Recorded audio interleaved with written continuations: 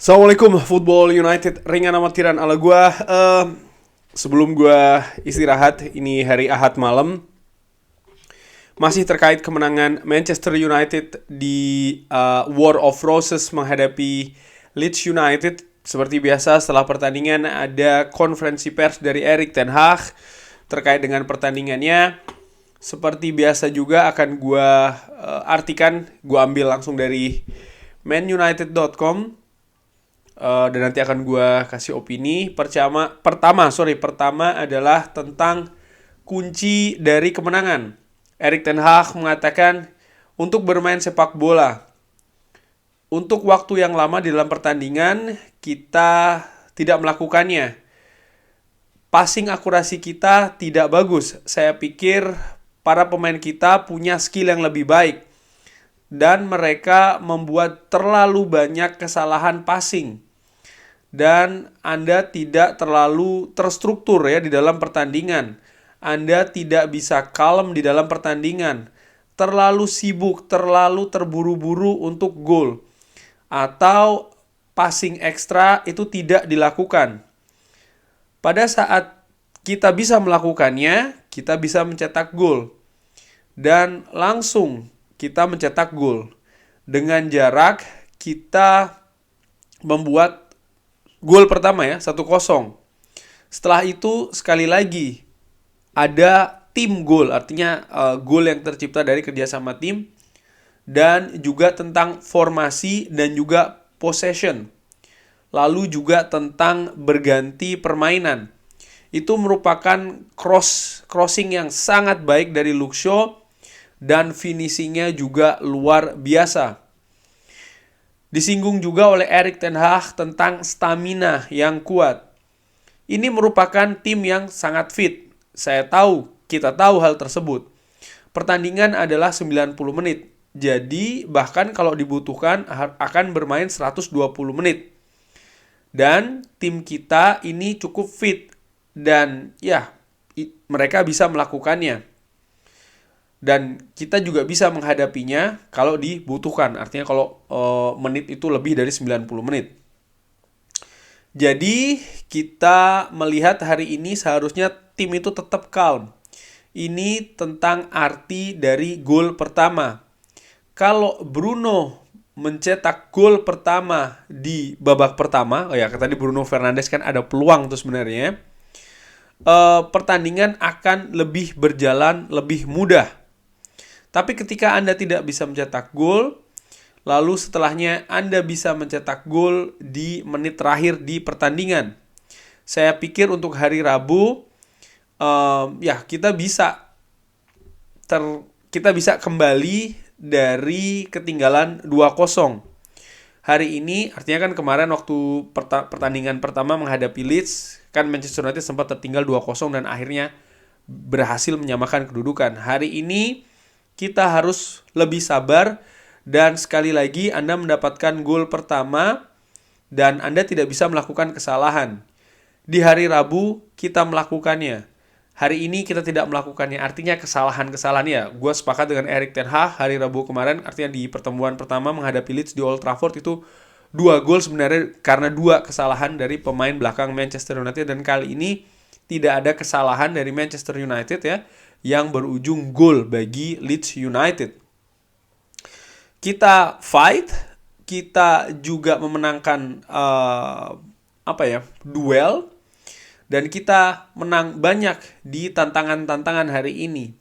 Jadi kita punya sebuah clean sheet dan kita akan melihat pemain-pemain kita ya, kalau mereka ini punya skills untuk mencetak gol. Lalu Erik ten Hag juga menyinggung tentang Marcus Rashford. Saya katakan kepada dia, what a strike. Artinya ya usaha yang sangat bagus ya, tendangan yang sundulan yang sangat bagus. Ini apa yang dia inginkan dari setiap pertandingan. Saya katakan kepada dia di awal musim, di setiap pertandingan kamu atau Anda ya akan datang di sebuah posisi untuk mencetak gol. Kamu ini punya kemampuan untuk mencetak gol. Itu yang dikatakan oleh Erik ten Hag ke Marcus Rashford. Jadi jaga fokus di 90 atau 95 menit. Kalau kamu melakukannya, kamu bisa melihat kalau dia bisa mencetak gol dari kaki kiri, kaki kanan, dan bahkan dari heading. Dia merupakan striker yang sangat luar biasa di pandangan saya, artinya menurut Erik ten Hag. Ketika dia membuat pergerakan-pergerakan yang bagus dengan tim ya, dia selalu mendapatkan posisi untuk mencetak gol. Dan setelahnya ini tentang finishing. Dia punya kemampuan hal tersebut, dia punya kemampuan fisik, dan dia juga punya kemampuan teknik untuk finishing. Tapi juga kemampuan fisik ya untuk berlari ke sana, untuk bergerak dengan kecepatan. Dia sangat bagus sebagai seorang atlet, juga untuk melompat. Jadi selanjutnya ini juga tentang mental untuk supaya tetap fokus dan percaya diri kalau dia bisa mencetak gol. Ya, terlihat memang Marcus Rashford musim ini menjadi andalan betul dari Erik ten Hag, menjadi senjata dari Erik ten Hag.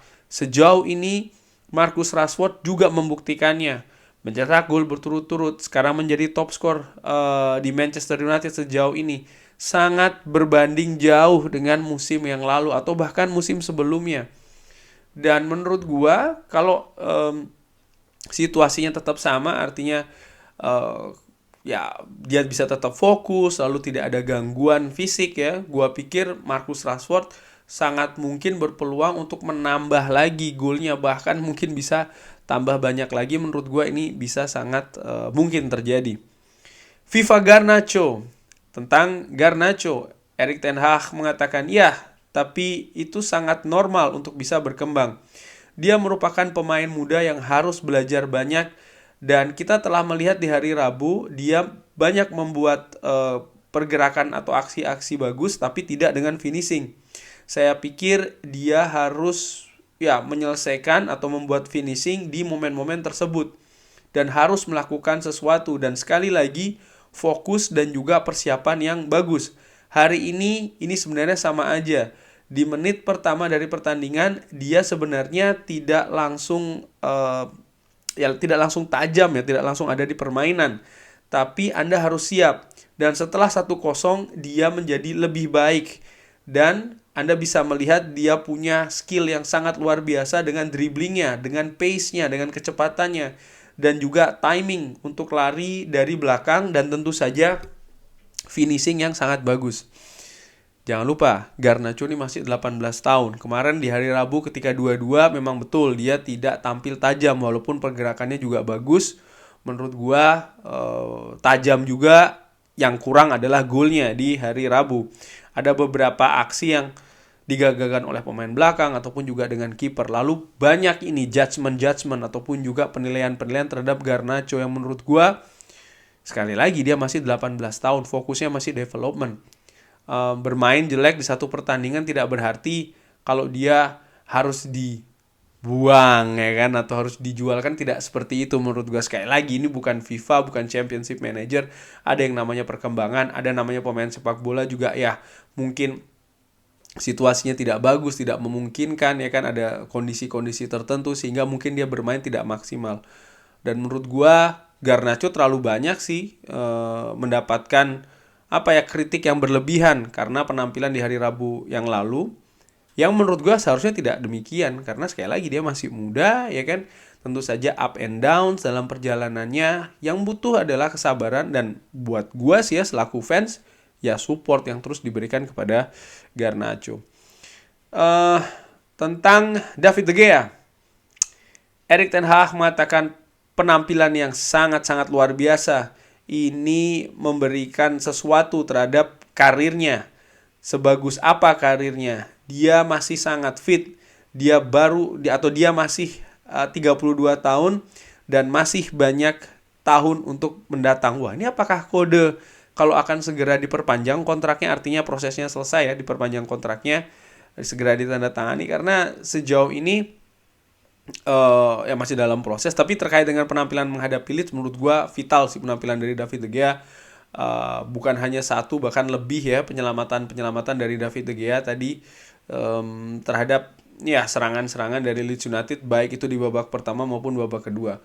Memang betul ada beberapa kesalahan atau error, tapi menurut gua normal sekali lagi bagi pemain sepak bola di atas lapangan melakukan kesalahan, artinya tidak 100% bermain clean. Maksud gua untuk David De Gea adalah lebih ke tadi ya, passing-passingnya dia, dimana memang situasi secara kumulatif tim terutama di babak pertama memang tidak bagus. Tentang kembalinya Harry Maguire, iya, tapi kembali ini mungkin kalimat yang tidak tepat ya, karena dia telah bermain menghadapi Reading, dia bermain juga ketika menghadapi Bournemouth, dan Harry akan terus bermain di banyak pertandingan dan kita membutuhkan hal tersebut. Kita adalah satu-satunya tim di Eropa yang masih bermain di 4 kompetisi. Harry Maguire menurut gue menghadapi Leeds tampil solid, terlepas ada kesalahan, beberapa kesalahan ya, kesalahan umpan atau mungkin juga kalau kesalahan defensif tidak banyak dan tidak ada satu mungkin tadi salah passing, lebih ke passing, tapi defensifnya menurut gue dia tampil kokoh sih menurut gue, ringan amatiran, dan tentu saja dengan hasil clean sheet tadi dia punya sumbang sih di hasil clean sheet tadi sih, menurut gue dia ada kontribusi di sana. Ya, weekend yang bagus akhirnya. Erik ten Hag mengatakan, tentu saja saya sangat happy hari ini ketika Anda datang ke Ellen Road dan Anda mendapatkan 3 poin. Anda happy dan juga sangat puas. Kita semua happy, tapi secara khusus saya happy untuk fans Manchester United. Ya, untuk kita semua ya. Erik ten Hag pun happy buat kita. Karena kita memenangkan rivalitas ini. Saya agak sedikit kecewa tentang hari Rabu. Artinya kita tidak bisa menang di Old Trafford. Tapi Anda tahu di dalam rivalitas kadang-kadang Anda bisa drop points atau kehilangan points ya, yang Anda tidak tahu atau Anda tidak menginginkannya, tapi kita bisa comeback nih, kita bisa kembali lagi dan memberikan energi. Sekarang kita menang di pertandingan away. Saya pikir ini sangat mendorong kita lebih lagi. Dan ini akan membantu kita untuk bisa menyelesaikan musim ini dan semoga bisa membantu kita di pertandingan-pertandingan selanjutnya. Spirit sekarang ini akan terus berlangsung dan kita punya fokus ke pertandingan selanjutnya, karena sekali lagi ini akan terjadi di liga yang berbeda tapi di pertandingan yang luar biasa, pertandingan selanjutnya dari Manchester United. Sebentar, ada penjelasan juga sebelum gue kasih opini lainnya. Dari manunited.com kembali dari Erik ten Hag menjelaskan tentang perubahan taktik ya di pertandingan menghadapi Leeds. Disinggung tentang saya ingin bermain dengan fullback lebih dalam. Di perspektif saya itu yang lebih bagus dengan Tyrell Malacia, dan saya pikir dia melakukannya dengan baik di babak pertama. Saya pikir di dalam possession dia mungkin satu dari beberapa pemain ya yang bermain bagus selama 60 menit. Tapi kita membuat beberapa kesalahan. Jadi saya memutuskan untuk mengganti di sana dan pergantiannya berlangsung dengan bagus. Tyrell bermain di lapangan tengah dan setelahnya dia bermain agak keluar. Dia sangat bagus dengan bola. Dia bisa menghentikan Summerfield kecuali di satu momen. Tapi selanjutnya yang lainnya ya saya pikir dia bermain bagus di pertandingan tadi. Nah, disinggung tentang Wout Weghorst. Ini yang menarik kan, karena Wout Weghorst posisinya dijadikan nomor 10. Wout sebagai second striker, sebagai seorang nomor 10. Saya tahu dia dari masa mudanya dan dia bisa bermain di posisi tersebut. Dengan Bruno Fernandes ke kanan dan Garnacho di kiri, saya pikir sebuah dinamika untuk mengganti permainan. Dan saya pikir kita mendapat keuntungan dari hal tersebut. Saya pikir Marcus Rashford sebagai seorang striker, Wout sebagai nomor 10, dan Bruno di sisi kanan ini memberikan struktur yang baru di permainan kita. Ya, sepakat gue. ternyata kabarnya luar biasa nih. Erik ten Hag sudah mengetahui Wout Weghorst dia bisa bermain nomor 10. Dia tahu itu dari masa muda Wout Weghorst. Kenapa bisa tahu? Karena memang sudah diamati oleh Erik ten Hag. Ini fungsi Erik ten Hag menurut gua, kenapa dia mendatangkan pemain gak sembarangan. Bukan hanya dari media saja ataupun dari analisa-analisa lain, tapi dia tahu perkembangan. Makanya mungkin banyak pemain-pemain dari era divisi ataupun juga dari Belanda didatangkan oleh Erik ten Hag. Kenapa? Dia ingin mendatangkan pemain yang dia tahu betul, bukan hanya dari sisi teknis, non teknisnya pun juga demikian. Dan ini yang terjadi dengan Wout Weghorst. Kenapa kok Erik ten Hag menempatkannya di posisi nomor 10? Karena Erik ten Hag tahu nih pemain bisa gitu loh. Pernah bermain di masa mudanya di posisi nomor 10.